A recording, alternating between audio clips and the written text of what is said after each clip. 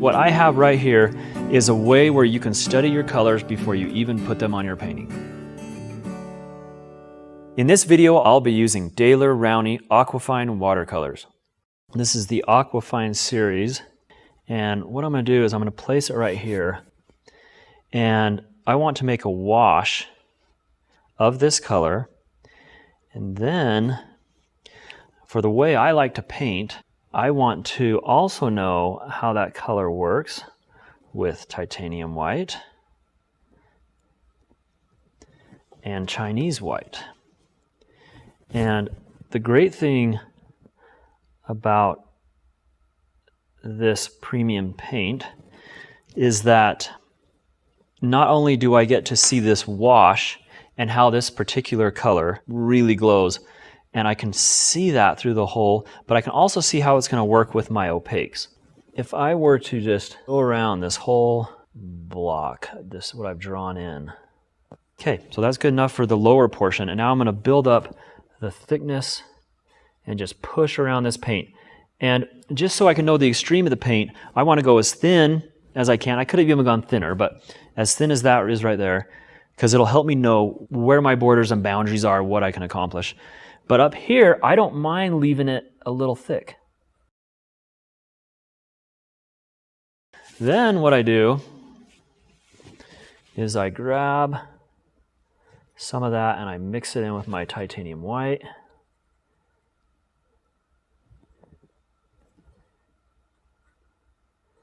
Making my next square. So I'm going to put a little more of this quinacridone magenta, and I'm going to put it right here. I want it to be pure. I don't want to be putting white back into my original wash area. So I'm going to get a little bit of this, and I'm going to put it into the titanium white, and I just want to see the difference. I want to see a lighter version, a darker version. And I'm going to do the same thing now with the Chinese white, and I'm going to be done with the basis of this demo for what I'm trying to understand, how these colors react. And as you can see, Chinese is so forgiving. And so in situations where you almost need a minimal amount of change, or even a repair or building up form, the Chinese white just really allows you to not be overcommittal. The titanium white, on the other hand, is very strong. And so you have your two options there. Okay, so this just helps us say quinacridone, magenta we're going to work with a wash. It's going to look like this, a little thicker like this. With the two whites, it looks like that. All right, so here is the quinacridone magenta that I used. And like I said, I just put it on thick, did a wash, then I come down here, place this with my titanium white. I'm trying to show not just one wash, but just kind of, I see variations of where it's going to be light versus dark. With Chinese white, I do this. They react totally differently. That's exactly what I want to see, so that then I can expand this to understand all my colors. So now what I've done is I've expanded that color analysis to the whole line of colors. And this is so that I can see each individual characteristic of these colors, and then once we kind of show a few of these, I'm going to show in a landscape where you can instantly start to see that belongs there. I see where I could use that color. Right here, for example, when I'm looking at these, I start to notice characteristics. I start to notice some have, what's referred to as the cauliflower effect, just this texture. And so then I go, oh, I can use that in trees. It looks like leaves. I can utilize down here in these earth tones. I can use that, for rocky structure in foreground. I come over here. I'm seeing these synthetics, these cadmiums.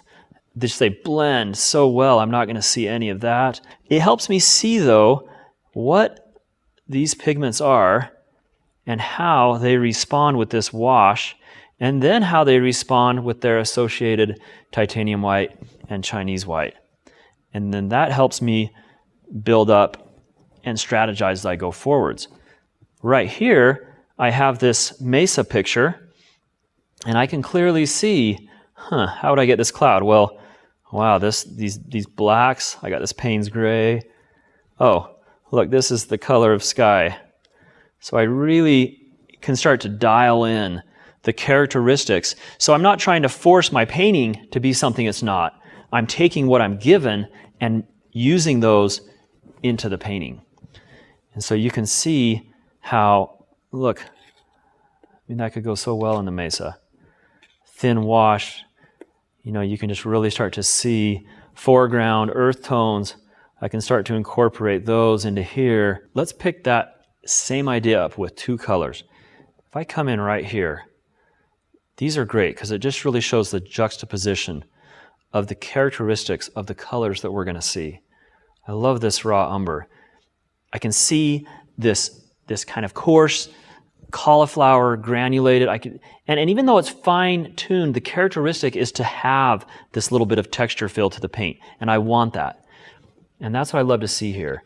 And then over here with this cad red, look how smooth the transition is. And that's the characteristic, because these are all finely ground. And that's the beautiful thing, is the ability for them to mix is just so amazing.